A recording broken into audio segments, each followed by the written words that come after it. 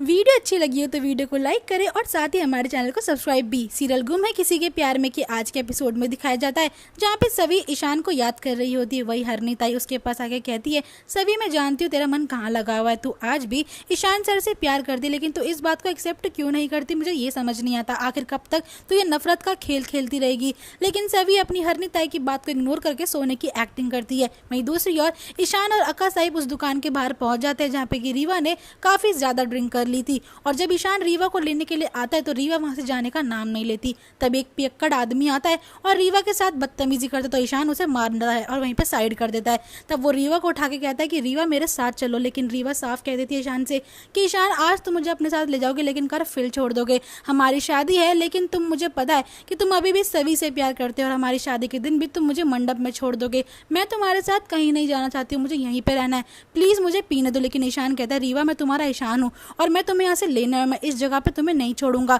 उसे ले जाके वो गाड़ी में छोड़ देता है जहाँ पे कि अक्का साहिब रीवा का ध्यान रख रही होती है और तीनों के तीनों घर की तरफ निकलते हैं। ईशान रीवा को इस हाल में देख के बहुत परेशान होता है और शुक्र मना रहा होता है कि चलो शुक्र है कि मैंने रीवा से अपने दिल की बात नहीं कही। अगर रीवा को ये सब पता चलेगा कि मैं सभी से प्यार करता हूँ, उससे शादी नहीं कर सकता, तो न जाने ये लड़की क्या ही कर लेगी। अब उसको अपने घर में लाता है जहाँ पे स्वाति और सनमीन भी होते हैं, बहुत परेशान हो रहे होते हैं अपनी बेटी के लिए और वो कहते हैं कि हमारी बेटी को आखिरकार हुआ क्या है। और वो सारा ब्लेम जो है ईशान पर डालते हैं, लेकिन ईशान कहता है कि मेरी कोई भी गलती नहीं है, मुझे हरनी ताई के इंपॉर्टेंट काम से कॉल आई थी तो ही मैं गया था, वरना मेरा ऐसा कोई इरादा नहीं है। और अब वो रीवा को लेके अपने बेडरूम में चले जाता है जहाँ पे वो उसे सुलाने की कोशिश करता है। रीवा जो होती है ईशान से कहती है, ईशान तुम पहले मुझे कितने प्यार से मनाया करते थे, मेरे लिए गाना गाया करते थे, उसके लिए वो गाना गाती है। लेकिन ईशान का ध्यान अभी भी अपनी सभी पे ही होता है जो कि उसे काफी मिस कर रहा होता है। वहीं नेक्स्ट मॉर्निंग हमें दिखाया जाता है जहाँ पे सभी से मिलने के लिए उसकी कोई रिलेटिव आती है जो कि उससे ईशान और उसके डिवोर्स के बारे में पूछती है। लेकिन सभी जो होती दिल पर पत्थर रख के कह ही देती है कि ताई हमारा डिवोर्स हो चुका है, हम दोनों सेपरेट भी हो चुके हैं।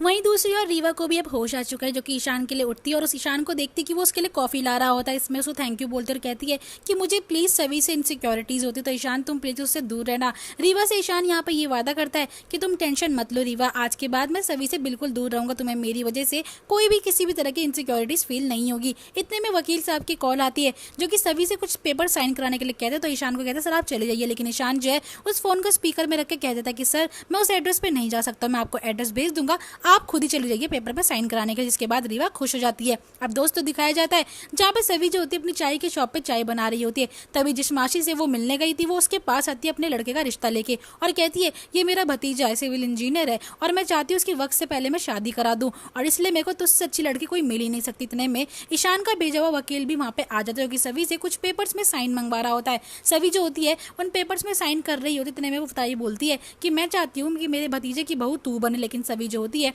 इसके बारे में बाद में बात करती है, पहले उन वकील को भेज देती है। इतने में सभी साफ साफ कह देती है उनसे कि मैं आपके लड़के से शादी नहीं कर सकती, इस टाइम पे मैं सिर्फ अपनी पढ़ाई पे ध्यान देना चाहती हूँ और अपने करियर पे, शादी वादी का टाइम मेरे पास नहीं है। लेकिन उसकी मासी जो होती है उसे काफी फोर्स करती है और सारी बातें ये सब सुन के वकील जब चला जाता है तो वो डायरेक्ट ईशान के पास पहुंचता है जहाँ पे ईशान पूछता है कि वहाँ पे क्या क्या हो रहा था, सभी के बारे में ही पूछा। इसमें वकील कह देता है कि वहाँ पे ऐसा कुछ खास तो नहीं था, कस्टमर आए थे और साथ ही में एक लड़का भी आया था सभी मैम के रिश्ते के लिए। जिसके बाद ईशान ये सब सुन के और परेशान हो जाता है, उसे ये लगने लग जाता है कि सभी अपने रिश्ते के बारे में कैसे सोच सकती है। इस टाइम पे उसको एग्जाम की टेंशन होनी चाहिए, एग्जाम उसके सर पे है लेकिन उसे पता नहीं क्यों रिश्ते की पड़ी और अभी से शादी क्यों करनी है उसको। दूसरी ओर सभी को वो लड़का भी फोर्स कर रहा होता है कि आप मुझसे शादी कर लीजिए और शादी के बाद आप अपनी पढ़ाई कंटिन्यू कर सकते हो, मैं इतने पुराने ख्याल का नहीं हूँ और मैं आपकी हेल्प भी करूंगा। लेकिन सभी जो होती है साफ इनकार कर देती है।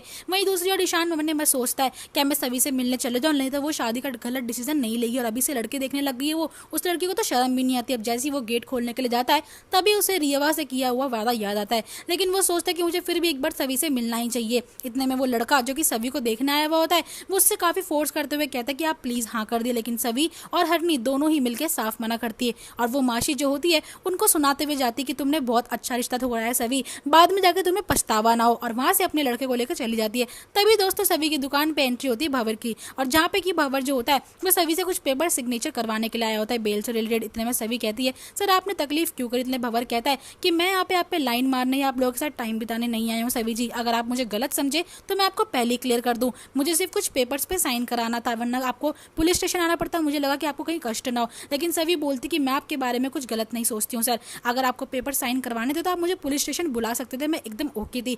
भंवर कहता है मैं जानता हूँ सभी जी आपको मुझसे कितनी प्रॉब्लम है, तभी कल आपने बेल कराने में मेरी हेल्प नहीं ली बल्कि उस मास्टर की हेल्प ली। वैसे भी वो आपका एक्स हस्बैंड है, आपके दिल में उसके लिए फीलिंग्स तो होगी, लेकिन सभी यहाँ पे कहती है कि सर उनके लिए मेरे दिल में कोई भी फीलिंग्स नहीं, उन्होंने मेरी हेल्प करी, जिसका जुर्माना मैं उनको बाद में किश्तों में दे ही दूंगी। उसके बाद जैसे ही भंवर जाने के लिए होता है तभी जो होता है ईशान भी वहाँ पे एंट्री लेता है, जहाँ पे भंवर ईशान एक दूसरे को बड़े घूर घूर के देख रहे होते हैं। और यहाँ पे ईशान जो होता है काफी गुस्सा कर रहा होता है कि भंवर जो है 24 घंटे जब देखो तब सभी के आसपास ही मंडराता रहता है। और भंवर मन में ये सोच रहा होता है कि मास्टर कल तूने सभी की बेल करा के बहुत गलत करा, सभी की नजरों में मैं हीरो बनने वाला था लेकिन तू बीच में आ गया। लेकिन तू चिंता मत कर, तुझे जेल में एक ऐसे केस में फंसाऊंगा कि तू कभी निकल ही नहीं पाएगा और सभी की जिंदगी का हीरो सिर्फ मैं हूँ। बाय बोल के वहां से वो चला जाता है। इतने में ईशान को सभी देख के बोलती है कि सर आपको क्या दिक्कत है, आपको मुझसे कुछ बात करनी तो आप मुझसे कर सकते हो, और वैसे भी आप यहाँ पे क्या कर रहे हो। ईशान सभी के इस एटीट्यूड से समझ जाता है कि इसको लड़के वाले देखने के लिए आ रहे हैं, चाहे भंवर इसकी चाय की दुकान पे आएगा तो इसको कोई प्रॉब्लम नहीं है, लेकिन अगर इसकी शॉप पे मैं हूँ तो भड़क उठती है। भंवर भी जो होता है उन दोनों की बातें सुन रहा होता है। सभी ईशान से फिर से पूछती सर आपको कोई सवाल जवाब करना है, कुछ काम है मुझसे तो आप मुझे बता सकते हैं, अदरवाइज आप यहाँ से जा सकते हैं,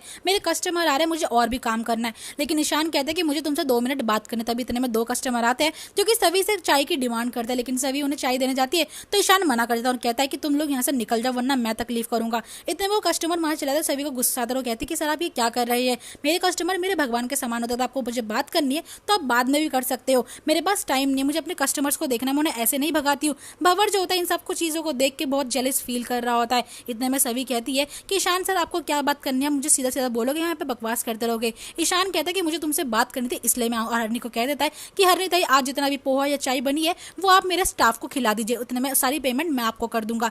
अब यहाँ पे ईशान और सभी के बीच में प्यार भरी नोकझोंक हो रही होती है, जिसको देख के हरनी ताई तो खुश होती है, लेकिन भंवर पाटिल मन ही मन में काफी जेलस फील कर रहा होता है। ईशान मन ही मन में बोलता है कि सभी मैं तुमसे प्यार करता हूँ, लेकिन तुम पता नहीं तुमसे क्यों नहीं कह पाता। वहीं दोस्तों हमें गुम है किसी के प्यार में के आने वाले एपिसोड में दिखाया जाएगा, जहाँ पे ईशान को रीवा जो है मिठाई खिला रही होती है, लेकिन ईशान मना करता है और रीवा कहती है कि ईशान प्लीज खा लो, मैंने इतने प्यार से तुम्हारे लिए बनाई है, और वैसे भी कल से तो हम पति पत्नी ही होंगे। ईशान इस बात को सुन के काफी अपसेट हो जाता है और पहुंच जाता है सभी की दुकान के बाहर, जहाँ सभी के ना मिलने पे वो वहीं पे बेंच में सो जाता है और उसे मिस कर रहा होता है। नेक्स्ट मॉर्निंग जब सभी अपनी दुकान का गेट खोलती है तो वो ईशान को बेंच में देख के उससे बात करना चाहती है और बोलती है कि ईशान सर क्या हुआ है आपको, लेकिन ईशान तुरंत ही बिना कुछ बोले रोते हुए सभी को गले लगाता है और सभी को कहता है सभी मैं तुमसे बहुत प्यार करता हूँ और मैं रीवा से ये शादी नहीं कर सकता हूँ, ना मैं किसी से झूठ बोल सकता हूँ, प्लीज मेरी लाइफ में वापस आ जाओ। अब देखना बड़ा दिलचस्प होगा दोस्तों, क्या सभी ईशान सर के एक प्यार को एक्सेप्ट करेगी या फिर ईशान को अक्का साहिब की कसम के दौरान रीवा से शादी करनी पड़ जाएगी।